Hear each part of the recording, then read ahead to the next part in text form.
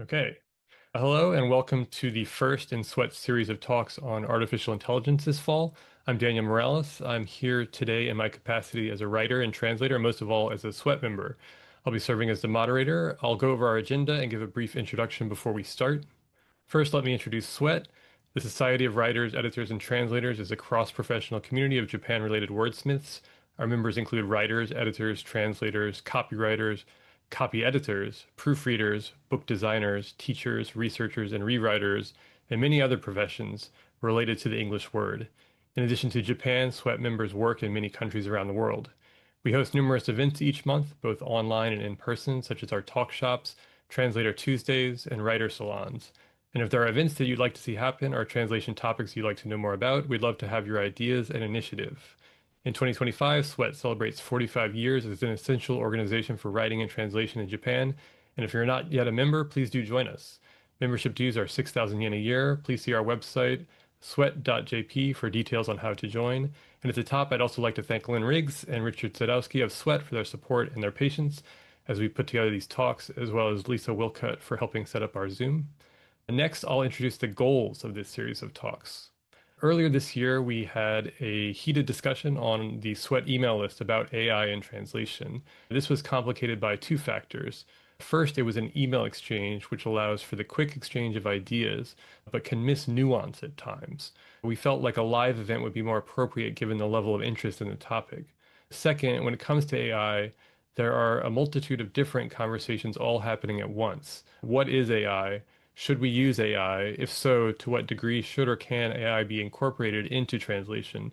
How do you actually use AI services? What are the dangers and risks that AI presents that we may not be taking into account? In order to have more productive conversations, we felt like it would be best to divide the topic into multiple sessions to really focus on a single issue at a time. So we'd like to ask everybody to please keep any questions today focused on the topic we're addressing. I've also asked our speakers to focus their ideas by condensing their thoughts into no more than 5 slides, although Mike may have snuck one past us and gotten in a secret six slide that we can look at as well. Today, our topic is specifically what is AI translation? We'll have the opportunity to examine other issues in future sessions, which will address the use of AI and the risks of AI, and we already have our eye on additional talks next year. So today we'll be starting the conversation with an examination of the development of AI in translation. We'll look specifically at what is AI translation and how assisted translation has changed from the machine translation past to the large language model present. And now I'll introduce our speaker, Mike Freiling. Mike earned his PhD from the MIT Artificial Intelligence Lab in 1977. It was one of the earliest degrees granted in the field of artificial intelligence, and he went on to do a wide variety of AI-related work. He also has a rich connection to Japan. He was named a Luce Scholar in 1977 with an appointment to Kyoto University, where he worked with Professor Makoto Nagao, a pioneer in the area of machine translation. He recently completed 100 Poems from Old Japan, a translation of the Hyakunin Isshu, and he and his wife Satsuki Takikawa also co-translated They Never Asked, an anthology of Sennu poems written by Japanese Americans incarcerated in Portland, Oregon during World War II. Thanks so much for joining us today, Mike. We're really excited to hear from you. Okay, so in this talk, I'm going to talk about some of the technologies that have been applied over the years in terms of machine translation. I'm going to try to focus on some of the insights and the intuitions rather than necessarily talk about specific features of any particular system or configurations in any particular system, but try to give you some intuitions for how things developed over the last, I'm counting 70 years or so, and a few tidbits for you to remember that to take away in terms of possibly your own work.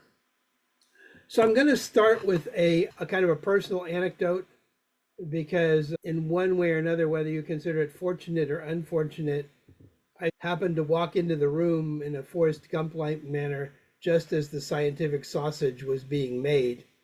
And the way that worked out, but it turned out to be an event that basically determined much of the history of AI development and also machine translation development over the last many decades.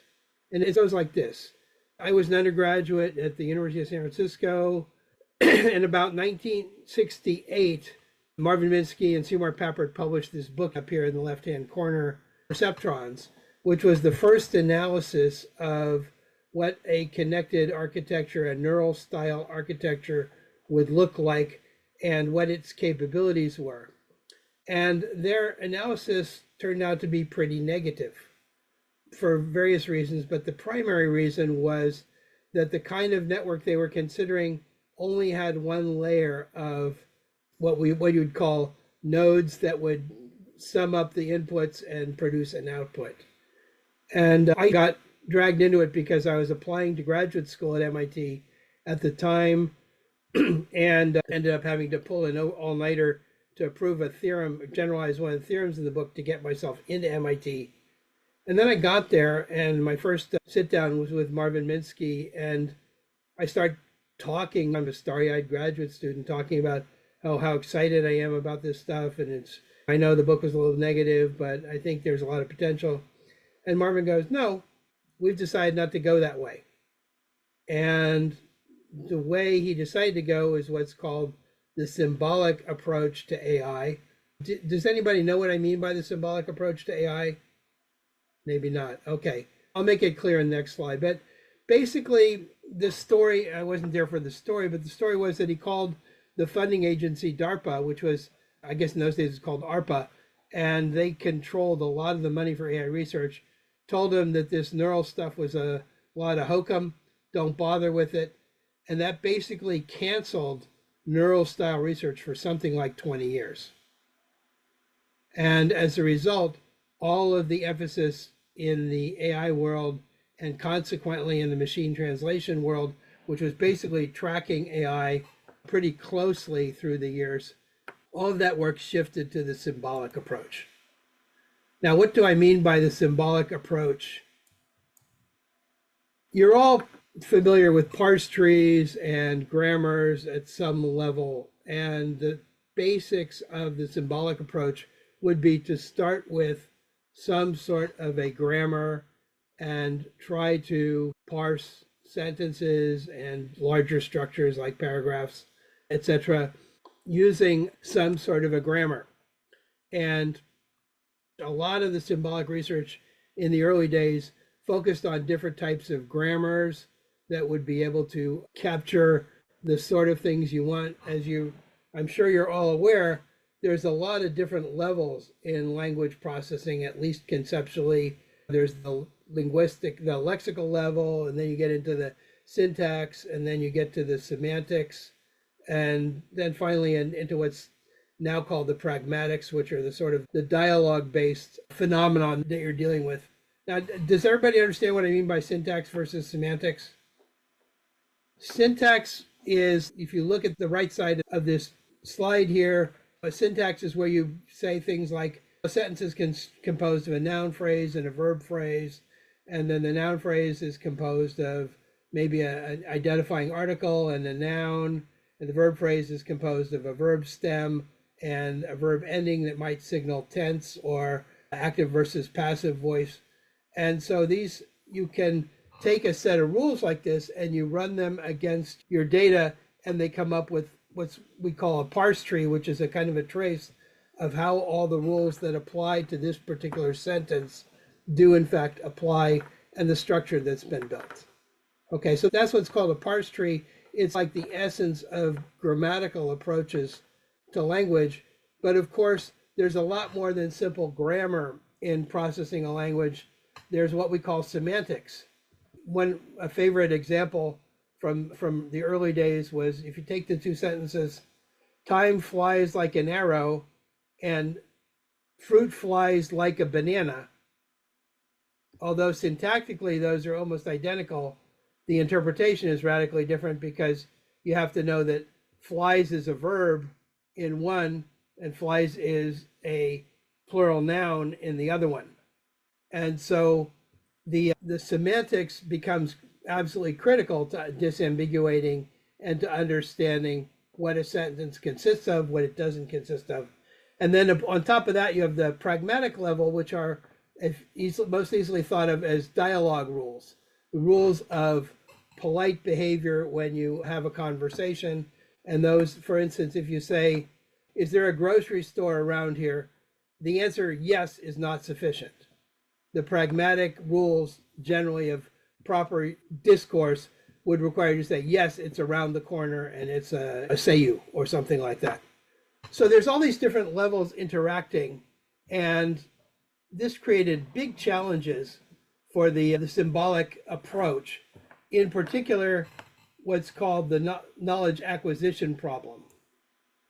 The knowledge acquisition problem is, how do you codify all this knowledge? And this is where, generally speaking, the symbolic approach ran into difficulties, because the effort to codify the knowledge at the lexical level, lexical means the dictionary level, so at the lexical level, the syntactic level, semantic level, pragmatic level, and then how do you integrate that knowledge into something that works into processing the entire sentence, is quite a serious challenge. The two approaches that were tried during this symbolic phase, one was called the transfer method, where you would take one language and parse it out, and then you basically try to transfer that into a second language. And then there was another approach, which on the surface sounds more sensible, which is called the interlingua approach, based on Chomsky's notions of deep structure, where you would try to transfer the first language into an interlingua, a kind of a language independent language, if you wanted to think about it that way, and then do your translation into the target language, say Japanese. You do from the interlingua rather than from the original English, if you were translating English into Japanese. And there were many, of course, that introduces more challenges in terms of how do you form the interlingua. There's one of the systems in those days tried to use a variation on Esperanto as an interlingua. I'm not quite sure how that worked out, but it's certainly an interesting and creative kind of approach. And of course, as you try to build these rules on top of each other, they can easily step on each other's toes. You can get funny results. One of the stories from the early days of machine translation, one of the earliest projects was funded by Guess Who to translate Russian into English. And a sentence that is famous, a famous joke from those days, was they tried a variation on the spirit is willing, but the flesh is weak. And it came out, the vodka is okay, but the meat is rotten. Which kind of illustrates the importance of the context in understanding how language is formed. And that's, I think, a challenge that has been ongoing through all the different generations of machine translation systems. So anyway, but the basic problem that caused the whole symbolic approach to collapse was just the effort of codifying all the knowledge at all these different levels in ways that did not step on each other's toes. There were approaches, if you've ever heard of lexical functional grammar and unification grammars, to try to build mechanisms for processing them that did not step on each other's toes because of the way they were defined. But in general, there was just way too much energy and effort involved in codifying things, and then it wasn't really very adaptable. And so this is like the initial obvious thing to do when you're trying to do machine translation, but it really didn't work as well as people had expected it to. So then after this, there were some efforts to improve things and address some of the issues with this symbolic approach, and come up with approaches that not only scaled well, but were much more adaptable. And this took us to what are called corpus-based approaches. And the first generation of the corpus-based approaches focused on finding a kind of a bilingual corpus that had been a byproduct of prior expert translations. So one of the most popular ones apparently in those days was a Canadian corpus of, Canada is a bilingual country officially, so when there are acts of parliament or other sorts of notices, they have to be published in both English and French. And so you had that bilingual corpus built for you, and you could use that to try something a bit more massive and a bit less constrained by a priori knowledge. I think if you look at the history of these of machine translation, A priori knowledge is something that people started with and eventually tried to find their way away from. And the way that LLMs get away from a priori knowledge is quite interesting. And I think we'll probably get to that as the talk goes on. But if you have the bilingual corpus, okay, so you have an active parliament in English, you have an active parliament in French. What do you do next? What first thing you got to do is you've got to align the language fragments so you can combine them and say, okay, this one is the translation of this one. Now, it's a lot easier to do that with something that's a kind of a, what would I'd call a domain-specific sublanguage, like the language of legal acts, rather than something that's literary, where the concepts and the allusions could be jumping all over. You don't find too many literary allusions in an act of parliament, at least as far as I know. So you had this problem of aligning the pairs using words and phrases. And there were basically two approaches, one of which was a throwback to the symbolic era, which was based on rule-based pairing of the terms. And the other one was based on statistical pairing, using frequencies, especially lexical frequencies, to peg words and then build the paired elements around those words. So those were two of the different styles that were approached. There were also purely statistical corpus-based approaches that tried to do it all with just statistics without any linguistic knowledge at all. And then there were some that went by the term of example-based approaches, where the pairing was much more rule-based. And some of that, Professor Nagao got a lot of credit for having come up with some of the seminal ideas for that sort of example-based approach in doing this much more large-scale attempt to build a tool that would translate language.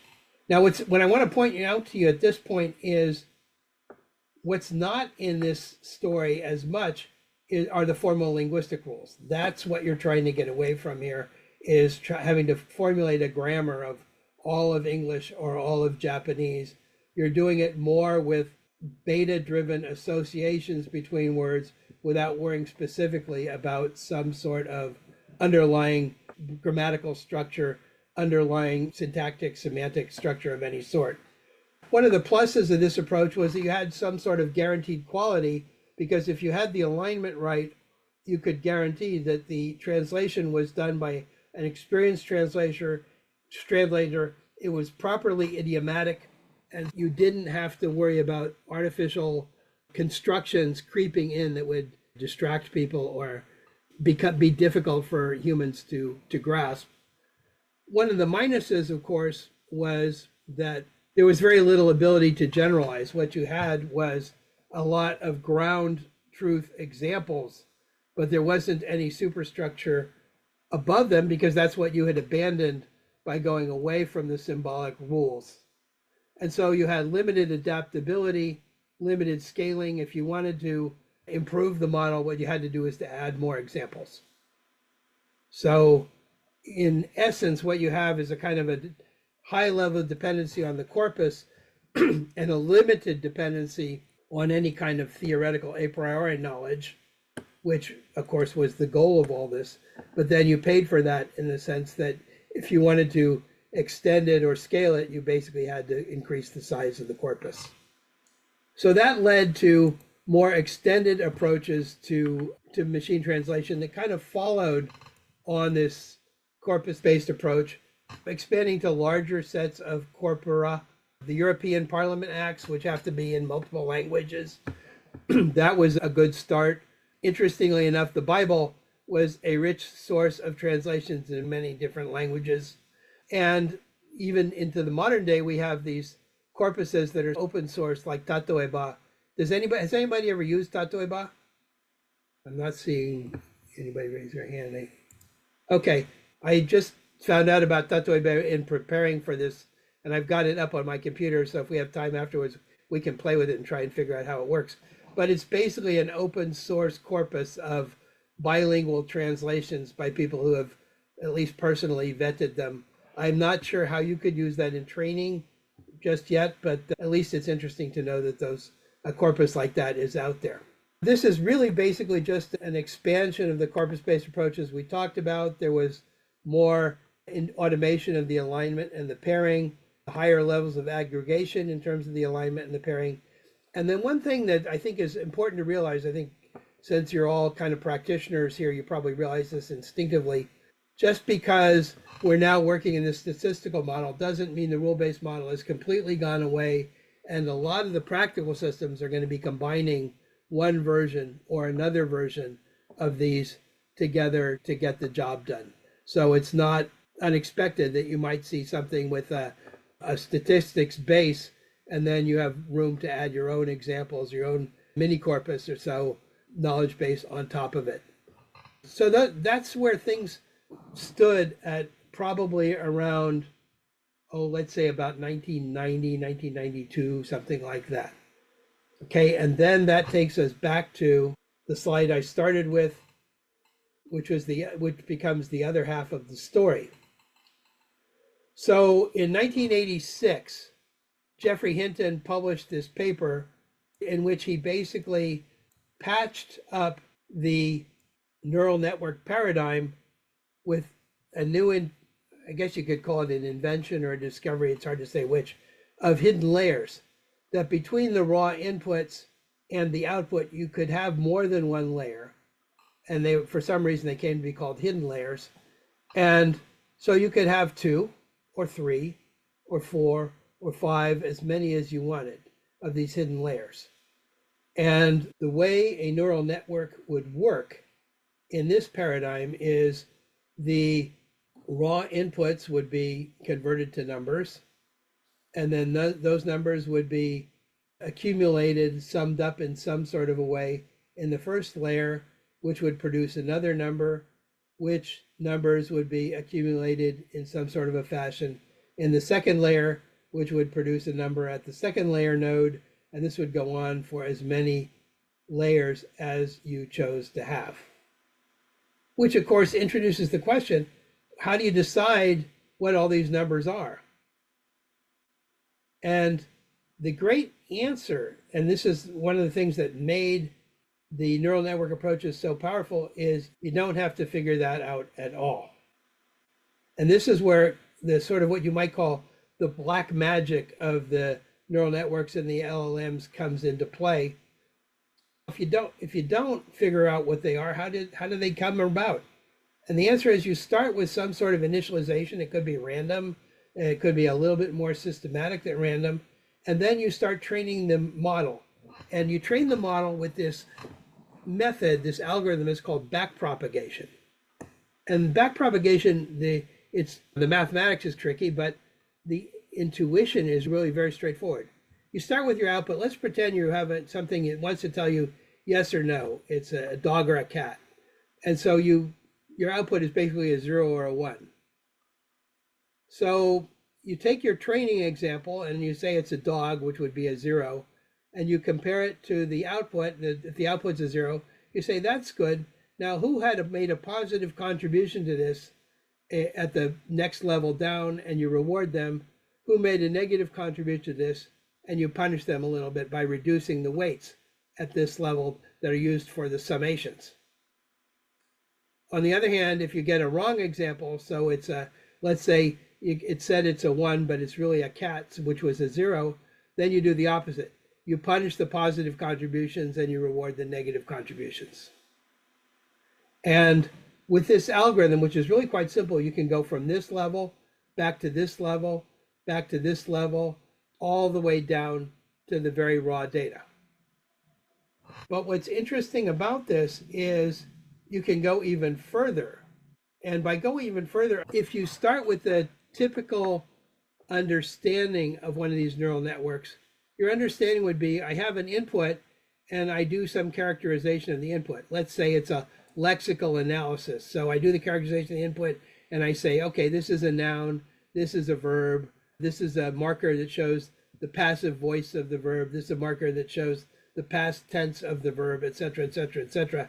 That analysis, that lexical analysis, could be done with a priori knowledge. In other words, you have a big database that tells you ed is a past tense indicator. The have blank ed is more of a passive voice indicator than a past tense indicator, et cetera, et cetera, et cetera. So you could use a priori knowledge to try to do that, but you don't have to. You could just say, we don't know what part of speech it is. We can invent our own parts of speech as we go along in this training process. And this is where what I call the black magic of the neural networks comes in. You just start with your theory of grammar as randomized numbers, and then you learn, because of the structure and the topology of this network, you learn the grammar along with the training to get the right examples. And this gets pretty complicated, and I've got some slides I can talk about it, but let's go on to the next slide to talk about how this all works. I call it on-the-job learning. So these days, the LLMs, the large language models, are based on what's called a transformer architecture, where everything is reduced to numbers. And so there's no theory of grammar in these. There's no noun phrases and verb phrases. For chat, and these numbers I got from ChatGPT, reporting on ChatGPT itself for GPT-3. A lot of these numbers are not being disclosed for GPT-4, but the texts are broken into units of about 2,048 tokens. And then within each of those units, then there are these attention mechanisms that basically, if you're looking at unit 1, you can look at all 2,048 downstream units.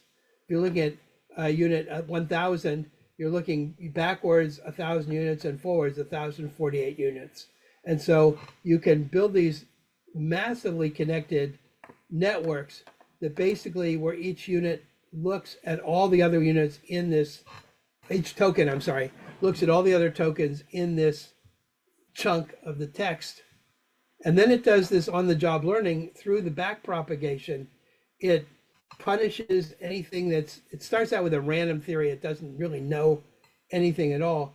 But as it trains itself, and by the way, you train the corpus over and over again. You don't just make one run through the corpus. You might make many different runs through the corpus as you do the training. And as all of that happens, and this little incremental reward and punishment scheme called backpropagation punishes the losers and rewards the winners, you start to get something that converges into a very complex network of numbers that somehow get the job done. Now, one of the advantages of this is what I call a linguistic stuff sack. If you want to scale it more or create more flexibility, just throw more training examples into your corpus, and everything else works automatically because of the magic of backpropagation. But there's a tremendous cost to doing things this way. As I'm sure you're probably aware, the encoding is very opaque. It's almost impossible to tell what's going on in one of these large language models. Every word, like the word dog or the word cat, is basically reduced, believe it or not, to a vector of 2,048 numbers in GPT-3. That vector of 2,048 numbers then is a feature descriptor of the word dog, saying I can allow up to 2,048 different nuances for the word dog that I might be looking for. At the linguistic levels, at the syntax, at the semantics, even at the pragmatics, within the confines of this chunk of 2,048 tokens. But that stuff is nearly impossible to debug or explain, and that creates this phenomenon that an AI system of this sort or a translator of this sort will come up with something that might be quite interesting, but it can't tell you how it got there. And of course, that creates some things you'd want to watch out for. And because it depends on the corpus, anything that would be outside of the normal confines of linguistic expression, like neologisms, malaprops, jokes, might be difficult for it to capture. Things that break the general rules and maybe once in a lifetime, and which tends to be very meaningful, of course, in the literary world, those sort of things are going to be very difficult to capture, and you have to keep your eye on them. And I'll show you an example in a minute if you're interested. Of course, this leads us to questions about where's all this going. We have philosophical issues that we need to address. Do LLMs form concepts? That's a tough one to discuss.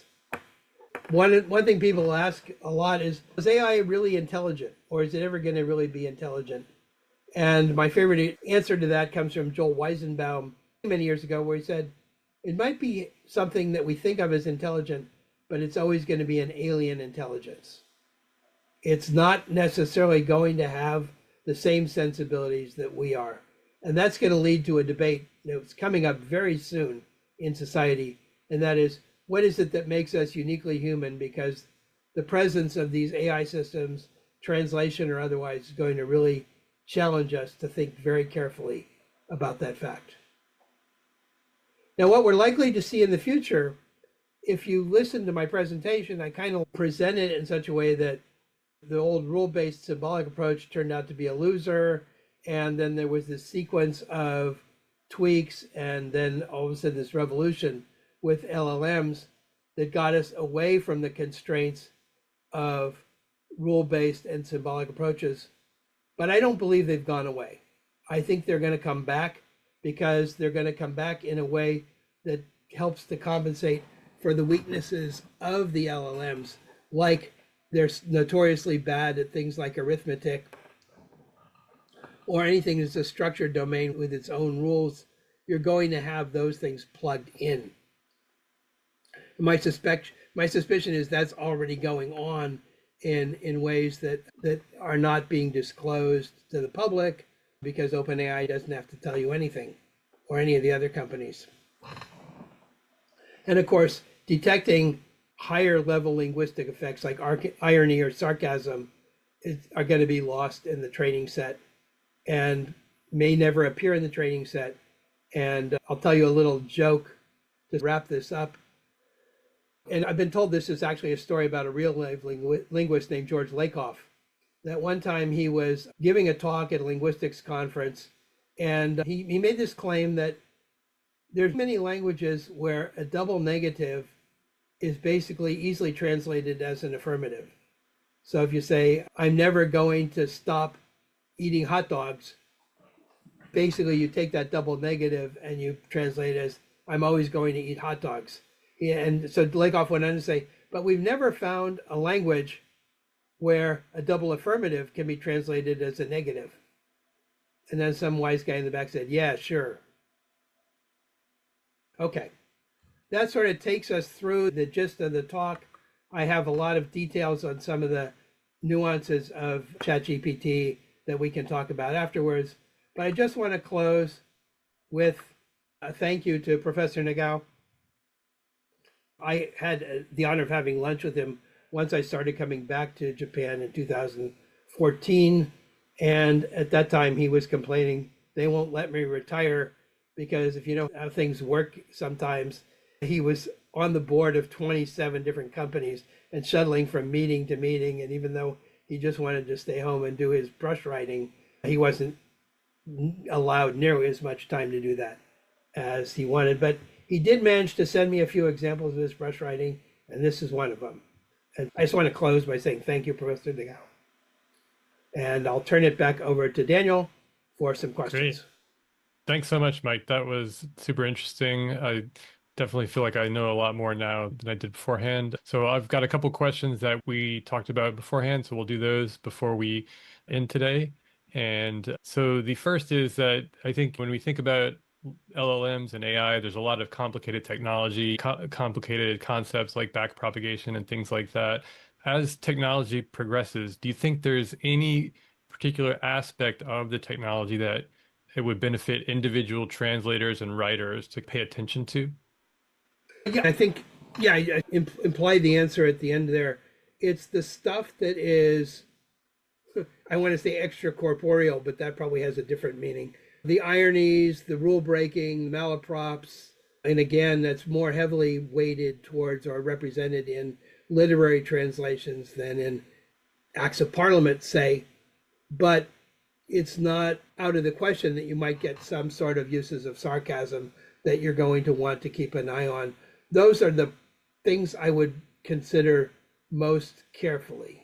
And then, of course, one of the other things you want to think about is what I would call the sub-discipline, the sub-community that you're working with. Certain words are not used in certain contexts within certain communities, and that depends very heavily on specifically the nature of the community and what's considered polite and what's considered awfully rude in that community, whether you're giving a talk in public or whether you're having a beer with somebody, or you're going to use a different language. That sort of contextual information may be missed by a corpus that's, I'm speculating here a little bit because I haven't done the experiments myself, but that stuff might be missed by a corpus that's basically capturing all linguistic utterances of a certain sort, regardless of what the audience is and how that's being framed. And that would be something else that I would want to pay attention to, if that makes any sense. Got it. I know that also a lot of translators are familiar with the translation memory, local database that stores previously translated segments. A lot of individual translators or corporations will keep these themselves over the course of their careers. Is something like that similar to a corpus? And what would you say, what are the differences between something like a translation memory and a corpus? Yeah, that's a really good question. And again, I'm just going to speak off the top of my head here. The first thing is I'd say, yeah, it's definitely a corpus of some sort, a kind of a mini corpus. What can you do with that? This talk, I focused on the technologies rather than specific usable tools. My guess is if I was I've done a lot of things in my life. I was a product marketing manager for a while too. I wouldn't release a product that didn't have some capability in the translation world for my own private corpus to be added and manipulated, edited, and used in the translation process. And so that would be a distinction between a usable tool and some of this fancy, essentially experimental, research-oriented work.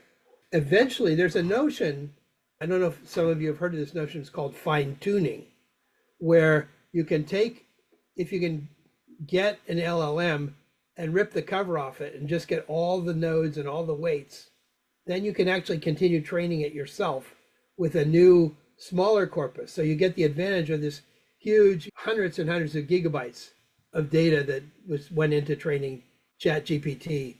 And you can basically add a smaller corpus, much smaller corpus, but one that's domain specific, that's tuned to your specific application. I'm sure that even in your world of games, there are certain expletives that are socially appropriate that you wouldn't use on the street or in a talk, but you might have a corpus of those expletives that you put in your translation, because the expletives in English are different from those in Japanese, and you can't guarantee they'd be in the global corpus at all. So the point is, eventually, what I'm expecting is that when the LLM-based technology finds its way into a full-blown product, you're always going to have a kind of a fine-tuning button which says, here, build your corpus over here, press this button, we'll train it a little bit more. By the way, you need a new laptop with 10,000 NVIDIA chips on it, but don't worry about that. Just send us the check. And then presto changeo, you've got something that's highly tuned to your specific application. But to me, that's more of a question of tools. It's an obvious enhancement that anybody who wants to build a marketable product will have to support. That's the way I think about it. Got it. Thanks so much for your talk again and for those questions. Before we open it up to general questions, I'm going to go ahead and read our end matter and then close the recording. So thanks so much for your time today, Mike, and for everyone who joined us.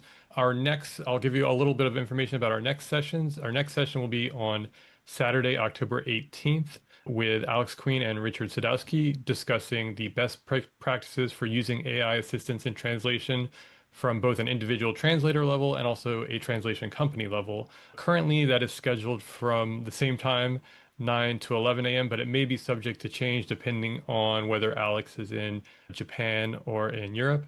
And then on Sunday, November 9th, we'll be with Julia Stratman and myself. Julia Stratman is based in the Utrecht, and she'll be discussing the ethics and risks of AI. That is also currently scheduled for 9 a.m., but I think we'll need to schedule that for an evening time in Japan because Julia will be in Europe. So please stay tuned for that time change. I'm going to go ahead and turn off the recording. Thanks, everyone, for joining today, and please stick around for the discussion. Thank you.